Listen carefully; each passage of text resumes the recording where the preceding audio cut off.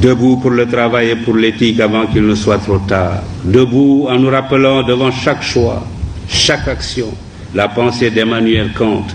Demandons-nous chaque fois que nous sommes tentés d'avoir un comportement non éthique, ce que serait la vie si chacun faisait comme nous.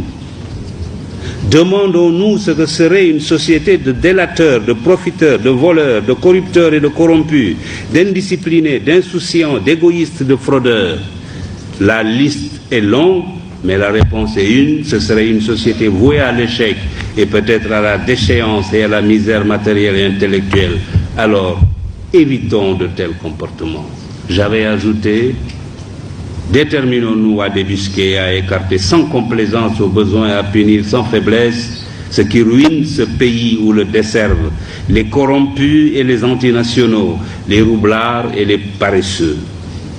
Cultivons l'honnêteté et le courage au travail, que chacun au poste où il est, du ministre au planton, du chef d'entreprise aux manœuvres, considère comme reposant sur ses seules épaules le destin de la nation. Inventons un système qui ne récompensera désormais que la compétence, le travail et la probité. La vérité est que, à cette époque, j'avais constaté que le Sénégal avait fait, depuis qu'il avait accédé à l'indépendance, ensemble avec l'ancien Soudan français, 2 faux départs.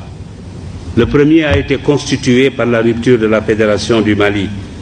Je regretterai cette rupture toute ma vie, surtout aujourd'hui, où chacun est convaincu que la principale erreur dans ce continent est d'avoir accepté de le diviser en micro-États, livrés face à nos maîtres d'hier, à la fatale loi de la division qui amoindrit et affaiblit ce qu'elle divise.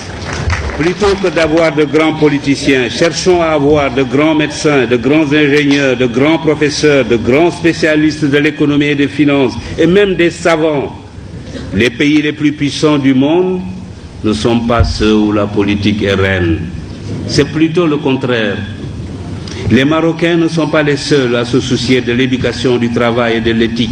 L'Asie du Sud-Est, les organisations internationales et même les pays développés ont décidé de s'engager sur la voie de l'éthique. Des comités et des commissions commencent à se dresser un peu partout comme des sentinelles de la vigilance morale sur les routes de la recherche scientifique et technologique, de la gouvernance, de l'entreprise, du négoce, du sport et de toutes les activités humaines. Leur mission consiste à informer, éduquer, prévenir, enquêter, proposer des remèdes ou des sanctions aux organes compétents. L'éthique est désormais enseignée dans plusieurs universités, écoles et instituts. Il nous faut participer à ce mouvement. Il faut alors que dans nos institutions, dans nos organes, nos administrations, nos ateliers et nos bureaux, partout, suivre cet exemple. Il faut que triomphe l'éthique au Sénégal. L'université Cheikh Anta Diop doit donner l'exemple. Le pouvoir est fait pour servir. Il est passager. L'argent ne sert qu'à satisfaire les besoins. Au-delà, il est inutile.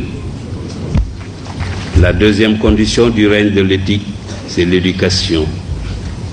Il est indispensable que nos enfants et nos petits-enfants bénéficient d'une bonne éducation. Tous mes amis des pays émergents me le disent, la clé de leur réussite, c'est l'éducation. Que nos étudiants entrent à l'université comme on entre dans les ordres ou au Dara, et que les meilleurs soient mis dans les conditions optimales pour devenir des cadres de haut niveau, ou même, pourquoi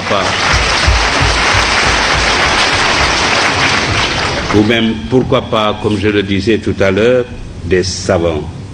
Bien sûr, cela nécessite la réhabilitation de la fonction technique au détriment de la fonction politique.